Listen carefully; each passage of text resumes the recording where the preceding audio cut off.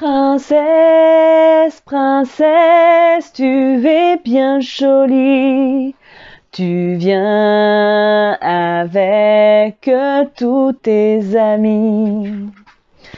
Et voilà, si comme moi, vous connaissez Princesse Sarah, le générique, voilà, ça a dû vous dire quelque chose.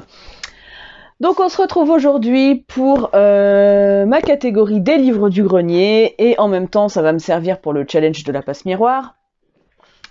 Donc je vais lire une petite princesse de Frances Hodgson Burnett, paru chez le livre de poche Jeunesse. Donc c'est un livre, pour la petite histoire, que ma maman cherchait partout quand j'étais gamine. Elle l'a trouvé dans un Emmaüs sur Brest, on habitait Brest à l'époque. Et elle a la jolie version rouge et or, je crois que c'était la bibliothèque rouge et or ou un truc comme ça, avec plein d'illustrations. Bon, moi c'est pas la mienne, hein, c'est celle que j'ai trouvée à Emmaüs l'autre jour, il n'y a pas d'illustration dedans. Mais c'est pas grave, c'est un roman que j'avais à l'époque quand j'étais petite, j'avais beaucoup aimé cette histoire. Bon, après il y avait le dessin animé aussi, donc ce qui fait que je crois que ceci plus cela, ça explique l'engouement du truc, hein. Mais voilà, donc je rouvre cette catégorie, je vais entamer ce livre aujourd'hui ou demain, et puis je vous redirai ce que j'en ai pensé, si je me rappelais de tout, déjà. Et puis voilà, écoutez, sur ce, je vous fais plein de gros bisous, et puis à bientôt pour la suite des aventures de Princesse Sarah. Bonjour à tous, on se retrouve aujourd'hui le 27 juillet.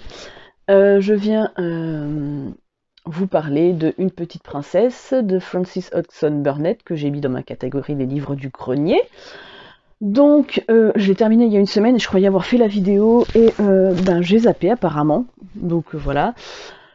Donc, comment vous dire, Princesse Sarah, ça a été un dessin animé que j'ai adoré dans mon enfance.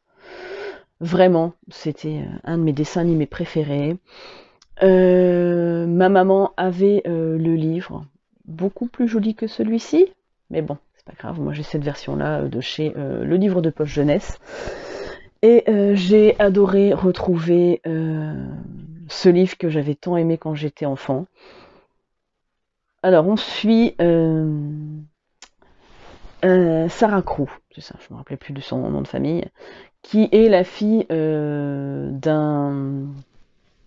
d'un riche anglais. Et ils vivent aux Indes, et son père, pour parfaire son éducation, comme il a perdu sa femme, en fait, elle n'a pas connu sa mère, je crois que sa mère est morte en couche, ou très peu de temps après sa naissance en tout cas.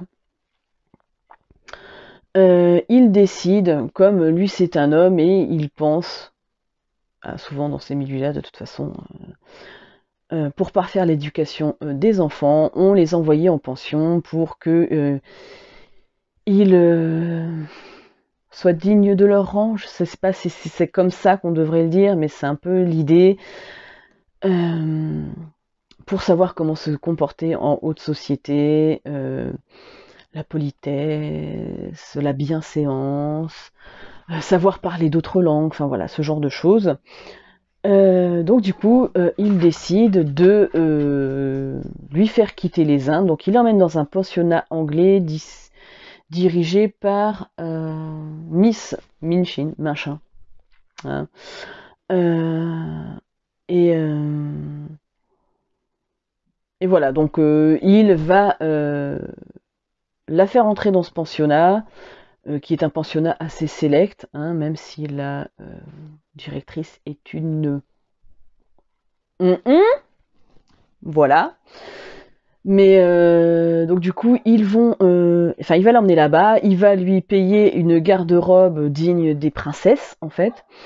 Elle va tout avoir, donc c'est-à-dire qu'elle aura, son père, comme il est très riche, elle a une pièce pour elle, avec un salon, tout ça, plus sa chambre, enfin bref, elle a une gouvernante française qui s'occupe d'elle. Enfin, vraiment, elle a le grand luxe, hein, là-bas, beaucoup plus que d'autres familles, hein.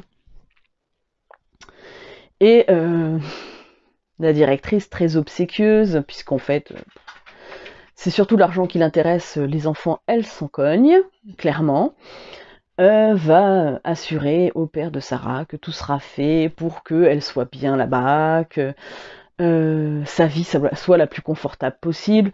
Enfin bref, c'est une pourriture finie. Et bon, au début, tout va bien se passer pour Sarah. Voilà, sauf que la directrice ne l'écoute pas. À un moment donné, par exemple, elle lui dit votre père veut absolument que vous appreniez le français, sauf que Sarah, sa mère était française. On lui a toujours parlé français. Donc Sarah maîtrise la langue, même mieux que certains professeurs, je pense. Voilà. Mais bon, bref, au début, elle n'arrive même pas à en placer une et à dire mais moi je parle français, en fait. Donc du coup, voilà. Et en fait, la directrice l'écoute pas, donc elle lui présente le professeur de français.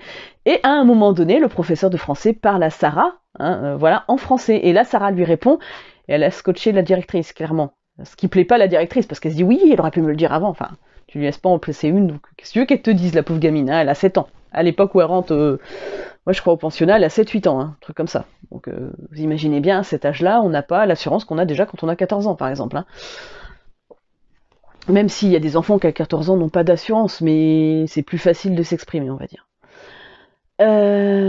Bon bref, se passe un certain temps, la vie s'écoule, Sarah a des nouvelles de son père, elle ne le voit pas, mais elle a des nouvelles de lui. On sait qu'il investit dans des mines de diamants avec un ami à lui. Et sauf que ils vont recevoir, enfin, donc ils reçoivent un courrier, je crois que Sarah elle a 11 ans. Donc Sarah, c'est une petite fille qui s'occupe, qui est très bienveillante, qui est très gentille, qui arrive à désamorcer des situations plutôt critiques, qui ne se moque pas des personnes plus faibles qu'elle, voilà, c'est vraiment quelqu'un de bienveillant et de très gentil. Même si des fois, quand elle pense, elle est sévère vis-à-vis de la directrice, mais ce qui s'entend, puisque voilà, elle a un œil critique, même si c'est quelqu'un de très gentil. Et quand elle doit avoir à peu près 11 ans, oui c'est ça, elle a 11 ans et il lui fête son anniversaire. Donc elle reçoit toute une super garde-robe, machin, que son père avait fait envoyer. Mais le jour de ses 11 ans, la directrice reçoit un courrier comme quoi son papa est décédé. Et qu'il est ruiné. Voilà. Donc il ne laisse rien à Sarah.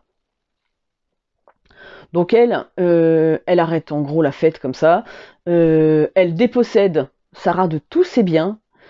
Et en gros, elle la fait devenir la boniche de la maison. Donc Sarah se retrouve tout en haut dans le grenier, donc avec une autre petite fille qui s'appelle... Je sais plus comment elle s'appelle. Herman Gardelotti et ses deux copines.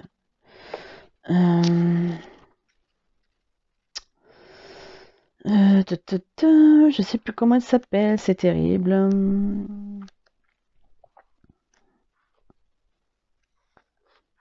Becky. Voilà, elle se retrouve à l'étage avec Becky, enfin au grenier. Becky, c'est une pauvre petite fille qui doit avoir 13-14 ans, qui parler de Londres, mais des bas-fonds, quoi. Enfin, le patois, enfin pas le patois, mais le... Bref, qui parle les langues des bas-fonds, enfin bref, qui a pas du tout d'éducation, qui se prend, voilà, toute la misère du monde, la pauvre, hein, voilà, enfin, bref. Et donc Sarah va partager son quotidien avec Becky, avec un petit rat, qui lui permet de s'évader de sa souffrance, puisqu'elle est vraiment traitée comme une moins que rien. Donc il y a une famille en bas de la pension, enfin en bas, dans la même rue, avec 5 ou 6 enfants, un truc comme ça. Donc elle s'imagine une vie, quand elle les regarde, elle regarde des fois pas par la fenêtre, mais elle les aperçoit, et donc elle leur donne des noms à chacun, et elle s'imagine ce qui se passe dans cette famille. Et en face de chez elle s'installe un nouveau monsieur très affaibli, en fauteuil, mais avec un domestique indien. Voilà. Donc, elle de son grenier, elle regarde l'étage de ce monsieur et voilà, enfin, elle se remémore ce qui se passe aux Indes et tout ça. Et je peux pas vous en dire plus parce que sinon je vous spoil tout le roman. Mais voilà, et donc moi, ça a été une lecture toujours aussi belle. L'écriture est très jolie. Alors oui, c'est daté, on est d'accord. Les On sent bien la différence entre les personnes très fortunées et les personnes qui n'ont même pas un quignon de pain pour manger dans leur journée. Enfin, parce qu'il y a vraiment cet écart-là, cette petite fille qui était immensément riche et qui d'un coup n'a même pas de quoi manger. Ben voilà, parce que la directrice, elle en a rien à secouer. Hein. Dire, je te la prive de manger 3 ou 4 fois dans la semaine, quoi. Pour X raisons, parce qu'il n'y a aucune raison, c'est juste, elle est mal du nez, je la prive de manger, quoi. Mais, face à ça, c'est une petite fille qui est très résiliente, qui a une imagination débordante et qui arrive à rendre la vie des autres beaucoup plus belle grâce à ça. Enfin, il n'y a rien dans sa masure, enfin dans sa mansarde, et elle arrive à faire comme si elle était princesse et que voilà. Et c'est tout ce côté-là, imagination, s'évader dans les livres, s'évader dans l'imagination, continuer à être bienveillant vis-à-vis des autres, même si toi, t'es dans la misère la plus extrême. À un moment donné, euh, elle trouve une pièce par terre et elle va dans une boulangerie, elle meurt de faim. Clairement, elle a faim, elle a faim, elle a faim. Sauf qu'elle voit une petite fille qui est bien plus affamée qu'elle, qui n'a pas mangé depuis des jours, ça se voit et tout. Et en fait, je crois que Sarah s'achète 10 petits pains avec sa pièce. Enfin, 10 petits pains, espèce de petits pains au lait, là.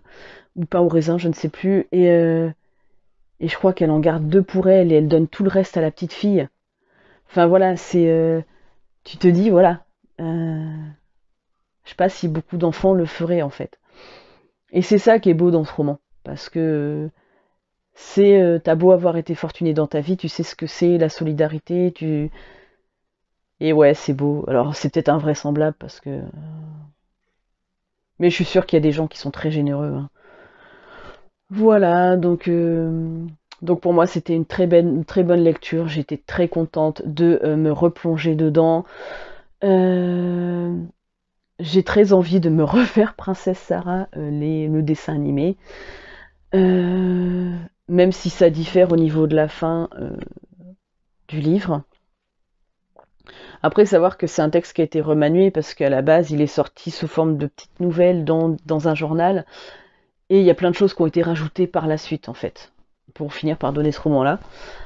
Et j'ai très envie de me faire les BD de Audrey Alouette, Princesse Sarah. Donc, je pense que je me les ferai un de ces 4. Voilà. Et ben écoutez, c'était le 2e épisode des livres du grenier, on va dire ça comme ça, le 2e épisode. Voilà, j'espère que c'est une vidéo qui vous aura plu. Moi, j'étais très contente de me replonger dans mes souvenirs. Je vous fais plein de gros bisous. N'hésitez pas à reprendre les livres du grenier de votre côté si vous avez envie de le faire.